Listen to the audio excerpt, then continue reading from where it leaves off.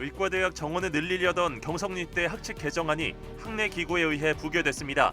대학 본부 측은 재심의를 요청한다는 계획이며 늦어도 이달 30일로 예정된 한국대학교육협의회의 2025학년도 대입 전형 시행 계획 발표 전에 학칙 개정을 마무리한다는 방침입니다. 기후변화에 대응해 스마트팜 기술이 주목받고 있습니다. 하지만 빠르게 변화하는 기술에 비해 제도 개선을 더디다 보니 농업 현장에 불만이 많았는데 법제처 관계자들이 제도 개선에 관한 목소리를 직접 듣기 위해 경남도 농업기술원을 찾았습니다. 지난해 말 사천에서 전 여자친구를 찾아가 흉기를 휘두르고 위협해 부상을 입힌 20대에게 재판부가 17년형을 선고했습니다. 지난달 12일 남해군에서 일면식도 없는 이웃에게 흉기를 휘두르고 도주한 50대에 대한 첫 공판도 열렸습니다. 수도권 일극체제 대응 방안 중 하나로 추진되고 있는 남부권 광역관광 개발 사업. 지역별 특색이 녹아있는 지역 간 관광 연계를 목표로 10년 동안 3조 원의 예산이 투입될 예정인데 최근 진주 지역의 주요 사업인 전통문화체험관의 청사진이 공개됐습니다. 조합장의 갑질과 성희롱, 폭행 의혹으로 곤혹을 치렀던 남해축협. 법정 구속된 조합장 A씨가 옥중 편지를 통해 사죄했습니다. 새로운 조합장을 뽑는 선거는 2명의 후보자가 등록한 가운데 24일 치러질 예정입니다. 시청자 여러분 안녕하십니까? SCS 뉴스인타임 시작합니다. 의과대학 정원을 늘리려던 경성립대 학칙 개정이 학내 기구에 의해 부결됐습니다. 경성립대는 재심의를 요청한다는 계획인데요. 한편 교육부는 대기업에서 의대 정원을 발표하면 학칙 개정과 관계없이 정원 변경은 더 이상 불가하다고 밝혔습니다. 김상혁 기자입니다. 경상국립대가 지난 21일 학무회의를 열고 2025학년도 의대 정원을 138명으로 늘리는 내용의 학칙 개정안을 통과시켰습니다. 이로써 증언까지 남은 것은 교수 대의원회와 대학 평의원회의 심의 그리고 총장의 결정이었는데 경상국립대 의대 병원 비대위가 개정안 통과에 반발하며 피켓 시위를 벌였습니다. 대학 평의회는 의대 정원을 위한 학칙 개정을 부결하라. 22일 열린 교수 대의원회에서는 의대 정원 대폭 확대에 따른 교원 부족과 교육 여건, 환경 미비로 의학교육의 질을 보장할 수 없다는 점이 강조됐고 개정안이 부결됐습니다. 개정안은 이어진 대학 평의원회 표결에서도 부결됐습니다. 학무회의 심의를 통과했던 의대 정원 증원 학칙 개정안이 하루 만에 뒤집힌 겁니다. 법원 결정과 학무회 심의 통과로 증원이 이뤄질 것을 기대했던 경상국립대 본부 측은 당혹스러운 입장에 처했는데 대학 평의의 규정에 따라 재심의 요청 수순을 밟을 것으로 보입니다. 다만 대학 평의원회의 가부 결정이 총장의 결정을 구속하지는 않기 때문에 현 총장이 학무회의 결정대로 개정안을 통과시킬지 평의회의 뜻을 따를지는 지켜볼 대목입니다. 이런 가운데 한국대학교육협의회는 의대 증원이 반영된 2025학년도 대입전형 시행계획 심의 결과를 30일 발표할 예정이며 경상국립대 측은 그 전에 의대 증원 관련 학칙 개정을 마무리할 것으로 알려졌습니다. 한편 교육부는 대기업의 심의 결과 발표 이후에는 의대 정원 인원과 관련해서 개별 학교의 학칙 개정과 관계없이 법적으로 변경할 수 없는 사안이라고 밝혔습니다. SCS 김상엽입니다. 경상국립대가 전국 최초로 도입을 추진했던 지역 의사 전형이 무산됐습니다. 경상국립대는 지난 22일 학무회의에서 심의된 학칙 개정안에 관련 전형을 포함시키지 않았다고 밝혔습니다. 지역 의사 전형은 일정 기간의 지역 근무를 필수로 하는 계약 입학 전형이었는데 이를 위해선 현행 의료법상 의사 면허 조건 등 개정이 필요했기 때문인 것으로 나타났습니다. 교육부에선 관련법 개정 이후 지역 의사 전형을 도입하라는 권고를 한 것으로 알려졌습니다. 농촌 고령화와 기후 위기 속에 각종 스마트팜 기술이 주목받고 있죠. 하지만 새로운 재배 기술의 경우 농작물 재해보험 가입이 까다로운 등 제도적 어려움이 제기돼 왔는데요. 법제처가 관련 규제 개혁을 위해 경남도 농업기술원을 찾아 향후 제도 개선 여부에 관심이 쏠립니다. 허준원 기자입니다. 재배 환경 전반을 통제하며 고효율, 고품질 농업을 목표로 하는 스마트팜. 기온과 습도를 맞추는 건 물론 이산화탄소와 일조량도 조절하는 등 기술 발전이 빠르게 이루어지고 있습니다. 이런 가운데 법제처가 23일 경남도 농업기술원을 찾았습니다. 농업기술 변화 속도에 비해 제도 개선은 더디다는 판단에 스마트 농산업 규제에 관한 현장 목소리를 듣기 위한 방문 자리입니다. 법제처에서 법령상 어려움을 좀 조금이라도 개정한다든가 제정해서 도와드리려고 여러 현장을 다니고 있는데, 농업 분야에서도 특히 혁신을 담당하고 있는 스마트 농업이나 이런 그 신기술 분야에서 여러 가지 어려움이 있다는 말을 듣고 실제로 현장에 와서 보고. 경남도 농기원은 규제 개혁을 위한 과제를 발굴해 법제처에 건의했습니다. 제시된 과제는 모두 7개인데 새로운 사과 재배 기술법인 다축가원의 재해보험 가입 절차 간소화와 스마트팜 농로 포장 개발 행위 규제 완화 등입니다. 이 밖에도 농업용 드론 안전성 인증 면제 범위 확대, 개발 제한 구역 온실 콘크리트 타설 등 스마트팜 조성과 운영을 위한 전반적인 과제들이 제시됐습니다. 농업 현장에서 규제로 인하여 겪고 있는 농가들의 애로사항을 적극 발굴하고 법제처와 협력하여서 농가 소득 향상에 기여할 수 있도록 최선을 다하도록 하겠습니다. 농업인들이 바라는 게 큰 게 아닙니다. 농업 현장에서 바라는 조그마한 규제 하나라도. 법제처는 건의사항에 대해 관계부처와 협의를 갖고 법령 개정이 필요한 사항을 검토하겠다고 밝혔습니다. 또 재배지역과 스마트팜 용도에 따른 특성을 고려해 필요할 경우 조례 같은 자치법규 차원의 지원도 병행하겠다는 입장입니다. 기후위기와 농촌 고령화로 농업 지속성에 대한 우려가 커지고 있는 상황. 법제처의 스마트팜 현장 방문이 실질적으로 어떤 제도 변화를 가져올 수 있을지 주목됩니다. SCS 허준원입니다. 하동군과 진주시 산림조합이 고향사랑 기부제 활성화를 위해 상호 기부에 나섰습니다. 두 산림조합은 상호 기부를 통해 각자 500만 원씩 전달했으며 이웃 지역의 경제 발전과 지역 간 협력 강화를 위해 임직원들이 자발적으로 뜻을 모았다고 밝혔습니다.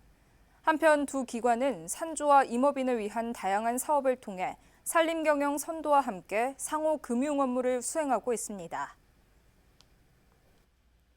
지난해 말 사천에서는 전 여자친구의 고소에 앙심을 품은 남성이 흉기를 들고 여성을 찾아가 인질극을 벌이는 일이 있었습니다. 남해에선 일면식도 없는 이웃 주민에게 50대 남성이 흉기를 휘두르는 사건도 발생했는데요. 23일 창원지법 진주지원에선 두 사건의 선고 공판과 첫 공판이 각각 열렸습니다. 김현준 기자의 보도입니다. 지난해 12월 전 여자친구로부터 스토킹 혐의로 고소당하자 여성을 찾아가 흉기를 휘두르며 인질극을 벌인 20대 남성. 피해자는 손과 팔, 얼굴 일부를 다쳐 전치 8주의 부상을 입었습니다. 지난 2일 창원지법 진주지원에서 열린 결심 공판에서 검찰은 피고인 20대 A씨에게 징역 25년형과 위치 추적 전자장치 부착, 보호 관찰 등을 선고해달라고 재판부에 요청했습니다. 피고인 측은 스토킹 혐의로 고소돼 직장을 잃고 빚이 불어나는 상황에서 피해자는 잘 살고 있다는 생각에 범행을 저질렀다면서도 살인이나 보복 목적은 없었다고 주장했습니다. 23일 창원지법 진주지원에서 열린 선고 공판. 재판부는 이 같은 피고인의 주장을 받아들이지 않고 모든 혐의를 유죄로 인정했습니다. 법원은 피고인에게 징역 17년형을 선고했습니다. 범행 전 형사처벌 이력이 없는 점 등이 고려됐습니다. 또 40시간의 스토킹 치료 프로그램 이수, 10년간의 위치 추적 장치 부착도 명령했습니다.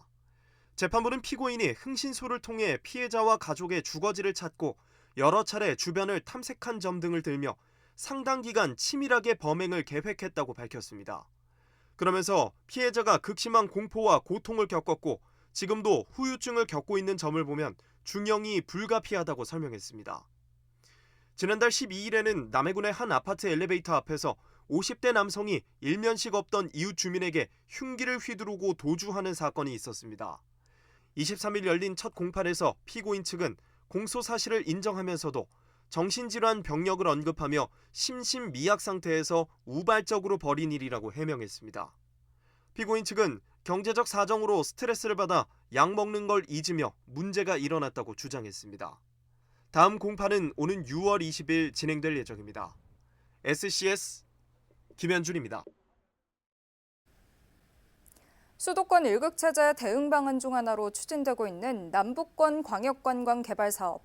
지역별 특색이 녹아있는 지역 간 관광 연계를 목표로 10년 동안 3조 원의 예산이 투입될 예정인데요. 최근 진주 지역의 주요 사업인 전통문화체험관의 청사진이 공개됐습니다. 보도에 하준 기자입니다. 남북권 광역 관광 개발, 이 가운데 서부 경남 지역 관광 활성화를 위한 각종 시설 사업과 진흥 사업은 모두 13건입니다. 진주의 경우 만경동과 판문동 진양호 일대가 사업 계획에 포함되어 있습니다. 남북권 광역 관광 개발의 세부 사업으로 이곳 진주 만경동 일대엔 원도심 관광골목 명소화가 추진됩니다. 원도심 관광골목 명소화는 크게 전통문화체험관과 공방 골목 거리 조성을 내용으로 하고 있습니다. 이 중 전통문화체험관은 얼마 전 설계 공모 당선작과 함께 대략적인 사업 윤곽이 드러났습니다. 만경동의 경우 진주성과 촉성루, 남강 등 주요 관광자원에 대한 접근성은 높지만 정작 숙박시설은 부족한 상황. 숙박이 가능한 전통문화체험관을 건립, 이곳과 연계한 관광 코스를 개발한다는 구상입니다. 체험관은 한옥 형태로 유등테마공원 맞은편 만경공원 일대에 지하 1층, 지상 2층, 연면적 1230제곱미터 규모로 지어질 예정. 주요 시설로는 숙박용 객실과 함께 교방 음식점, 교방문화, 전통 차문화, 전통공연 체험관 등이 있습니다. 일대의 부지 보상은 70% 정도 진행됐으며 다음 달 중 완료될 것으로 보입니다. 전통문화체험관 안에는 전통생활 체험을 위한 한옥 숙박시설이 있고요. 전통문화 체험을 위한 다목적 공간과 그리고 전통음식 체험 공간 등을 구성할 예정입니다. 머무르는 관광을 위한 인프라 구축이 절실했던 진주 만경동 일대. 원도심 관광의 거점 역할을 하게 될 전통문화체험관은 내후년인 2026년 상반기 개관을 목표로 하고 있습니다. SCS 하주입니다.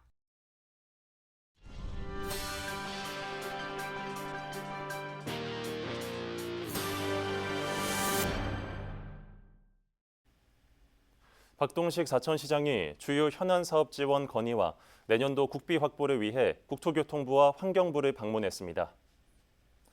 박 시장은 우주항공청 개청에 따른 교통과 물류 인프라 확충의 중요성을 강조하며 국가철도망 구축 계획에 우주항공선 국가철도 노선 반영을 국토부에 요청했습니다.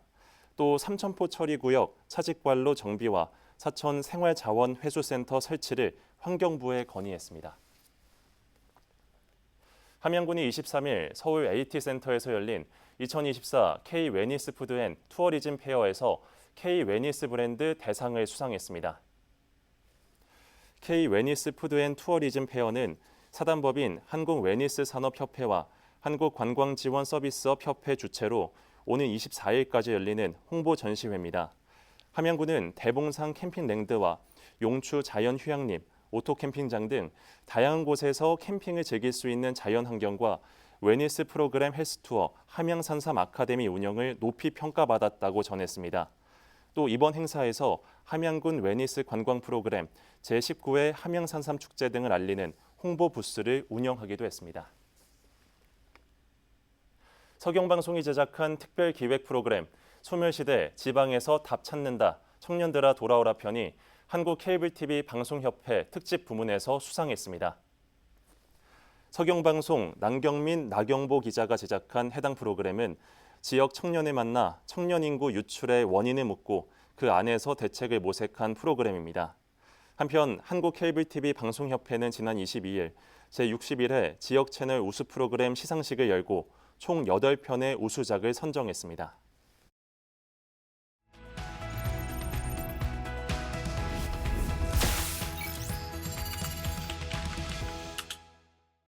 조합장의 갑질과 성희롱, 폭행 등 의혹으로 곤혹을 치렀던 남해축협. 이 법정 구속된 조합장 A씨의 사퇴로 사태는 일단락될 것으로 보입니다. 남해시대 전병건 기자와 짚어보겠습니다. 네, 전병건 기자. 네, 전병건입니다.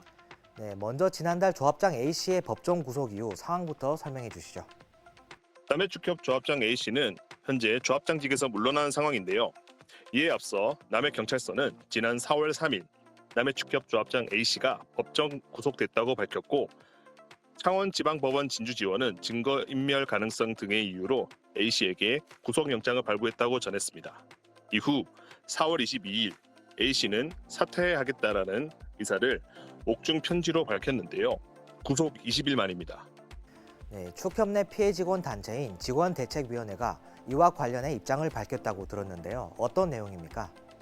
직원대책위는 남해축협 조합장으로부터 한 통의 옥중 편지가 도착했다.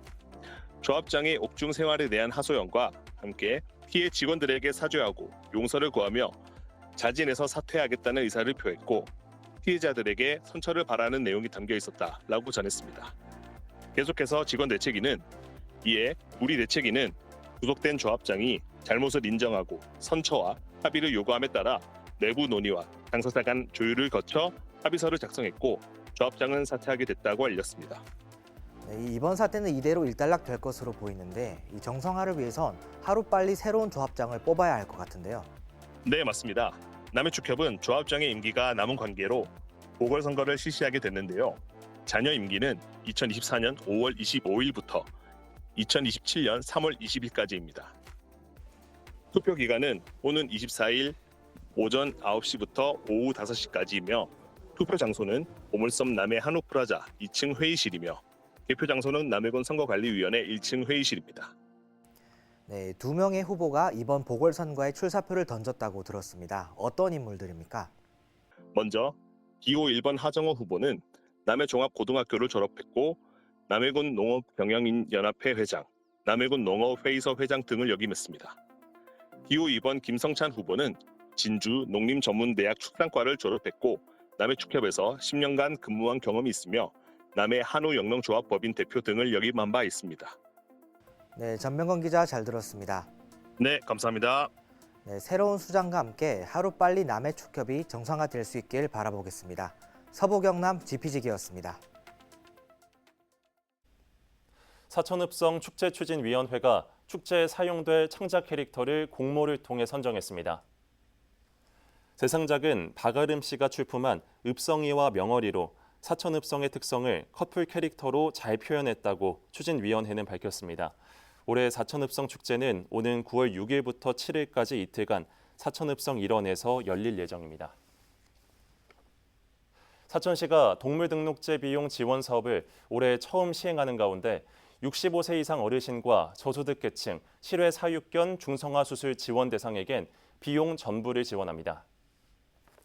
시는 오는 6월부터 반려동물을 내장형 칩으로 등록할 경우 선착순 300마리까지 비용을 전액 지원하게 됩니다. 동물 등록을 희망하는 소유자는 반려동물과 함께 대행기관으로 지정된 동물병원을 방문하면 됩니다. 지난 20일 저녁 8시쯤 남해군 고현면에 위치한 한 밭에서 트랙터 화재가 발생했습니다. 불은 인근 주민의 신고를 받고 출동한 소방에 의해 약 20분 만에 진화됐습니다. 이 불로 인한 인명피해는 없었지만 트랙터가 전소해 소방서 추산 약 2천만 원의 재산 피해가 발생했습니다. 소방당국은 정확한 화재 원인을 조사 중입니다. 남해관광문화재단이 독일마을 호텔 제휴관광 사업체를 모집합니다.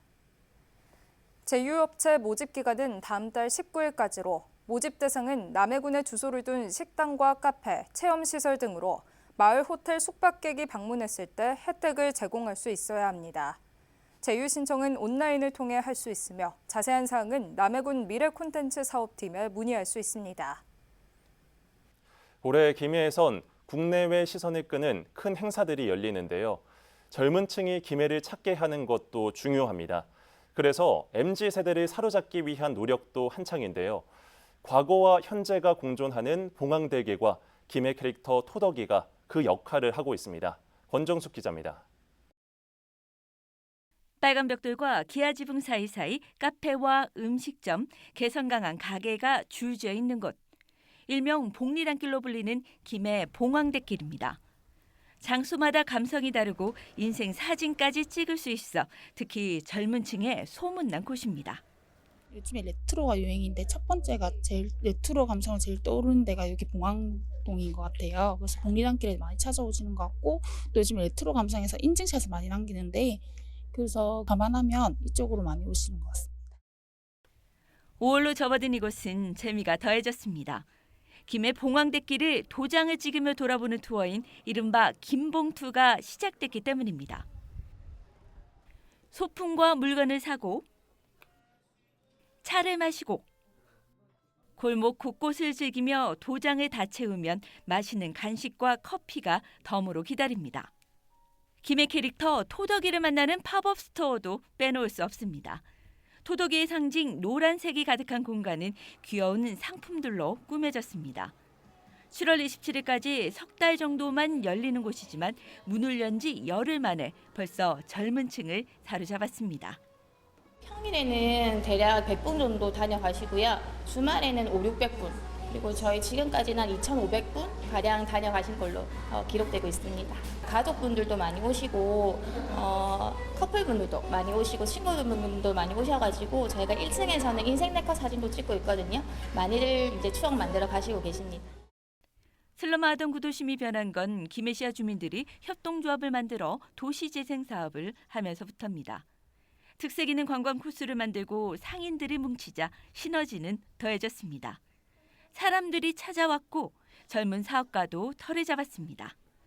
식사를 한다거나 커피를 마신다거나 사실 여기에서 좀 그치고 이곳을 떠나는 경향들이 많이 있기 때문에 여기에서 조금 더 지역을 둘러보고 여기에서 여러 가지의 콘텐츠들을 즐길 수 있는 것들로 인해서 이곳을 조금 더 머물면 좋겠다라고 생각을 해서 스탬프 투어를 이제 기획하게 됐습니다. 현대와 레트로 감성의 공존에서 나아가 매달 시선을 끄는 이벤트와 아이디어로 새로워지는 곳. 올해 3대 메가 이벤트를 앞둔 김해로 젊은 관광객을 모으는 구심점이 될 것이란 기대도 커지고 있습니다. 헬로티비 뉴스 권정숙입니다.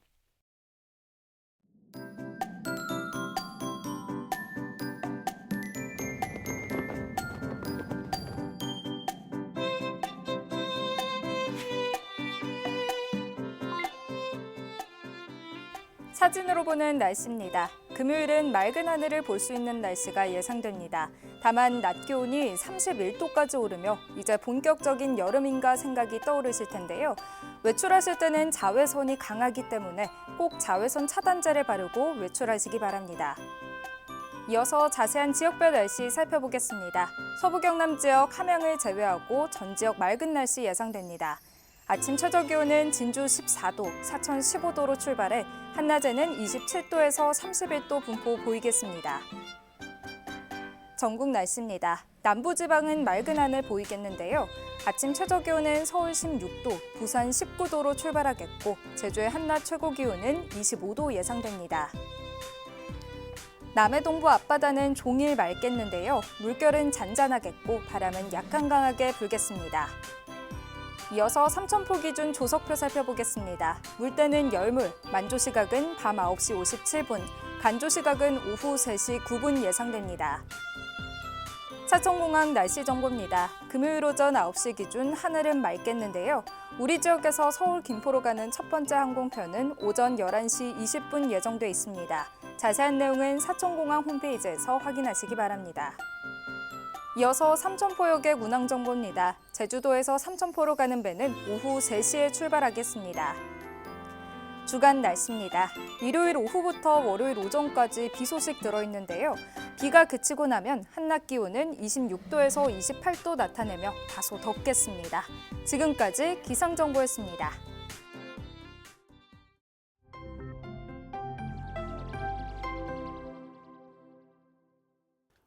모든 국민은 자유롭게 여행할 권리가 있습니다. 장애인, 고령자 임산부, 영유아 동반 가족과 같이 편리한 관광활동에 제약이 있는 사람들에게도 관광지는 열려 있어야 마땅합니다. 저는 모든 관광객이 불편함 없이 관광할 수 있는 도시야말로 앞으로 진주시가 나아가야 할 지속 가능한 관광도시로서의 비전이라고 생각합니다.